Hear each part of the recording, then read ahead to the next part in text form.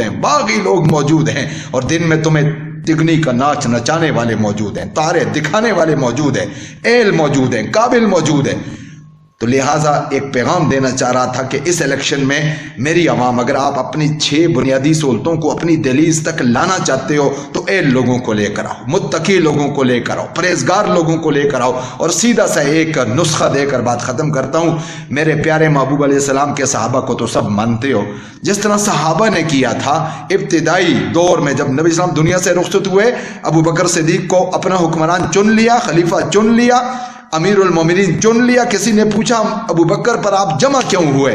تو صحابہ نے جواب دیا کہ ہمارے نبی نے ہمارا دین ابو بکر صدیق کے حوالے کیا، تو ہم نے فیصلہ کیا جس کے حوالے دین کیا ہے اللہ کے نبی نے، کیوں نہ ہم اپنی دنیا بھی اس کے حوالے کر دیں۔ تو خدا را اس الیکشن سے، اس جمبیلے سے جان چھڑاؤ، نروں سے جان چھڑاؤ۔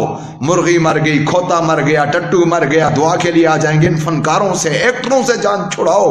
اور تمہاری مسجد کے خطیب صاحب موجود ہیں، اپنے محلے میں اعلان کرو کوئی الیکشن نہیں لڑے گا، بلا مقابلہ اپنے خطیب صاحب کو ہم نامزد کرتے ہیں امیدوار کے طور پر۔ جس کے حوالے دین کیا اس نے دین میں ڈنڈی نہیں ماری، رب کعبہ کی قسم وہ تمہاری دنیا میں بھی ڈنڈی نہیں ماریں گے۔ تمہاری 6 بنیادی سہولتیں تمہاری دہلیز تک پہنچائیں گے۔